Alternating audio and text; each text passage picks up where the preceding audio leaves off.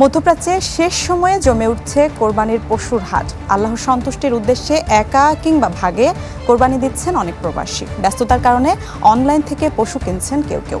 আকার এবং জাত ভেদে ওঠানামা করছে দাম। ইশতিয়াক আসিফের তথ্য, ছবিতে ডেস্ক রিপোর্ট।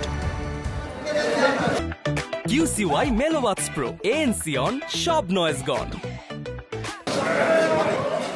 শেষ সময়ে মধ্যপ্রাচ্যের দেশগুলোতে জমে উঠেছে কোরবানির পশুর হাট। স্থানীয় আর প্রবাসীদের পদচারণায় মুখর হাটগুলো। দেশে কোরবানি দেয়া সত্ত্বেও ঈদের আনন্দ উপভোগ করতে অনেক প্রবাসী ভিনদেশে কোরবানি দেওয়ার পরিকল্পনা করেন। সে লক্ষ্যে কয়েকজন মিলে শেয়ারে কেনেন পছন্দের পশু। সামর্থ্য অনুযায়ী কোরবানির পশু কিনতে আমিরাতের বিভিন্ন হাটে ছুটে বেড়াচ্ছেন প্রবাসীরা। দুবাই, আবুধাবি, শারজা, আজমান সহ বিভিন্ন স্থানে বসেছে পশুর হাট। তবে সবচেয়ে বেশি কোরবানির পশুর সমাগম দুবাইয়ের গেসিচে। যেহেতু আমরা অনেক বছর এখানে আছি, এখানে একটা আমাদের কমিউনিটি হয়ে গেছে, এমনকি আমাদের একটা সামাজিকতা সৃষ্টি হয়েছে।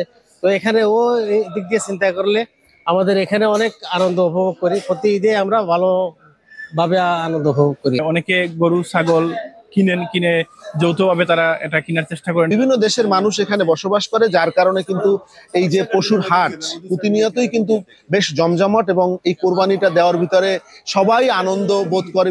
বাজারগুলোতে স্থানীয় গরুর পাশাপাশি অস্ট্রেলিয়ান, পাকিস্তান, ভারতীয় এবং আফ্রিকার বিভিন্ন জাতের গরুর দেখা মিলছে। দাম ওঠানামা করছে আকার ও জাত ভেদে। বাংলাদেশে কোরবানি দেওয়ার পরেও আমরা এখানে কোরবানি দিয়ে থাকি, এবং এই কোরবানির পশুগুলো সাধারণত গরু, ছাগল, বেড়া, দুম্বা, উট এবং এই ধরনের বিভিন্ন পশু, ম্যাক্সিমাম গরু এবং ছাগল দিয়ে আমরা কোরবানি দিয়ে থাকি। আমরা বাংলাদেশে করে, যেহেতু আমাদের এখানে যারা ফ্যামিলি আছে ব্যাচেলার, এখানে অনেক কথা শেয়ারিং বা অনেক এককভাবে যার সামর্থ্য অনুযায়ী আমরা কোরবানটা করে থাকি।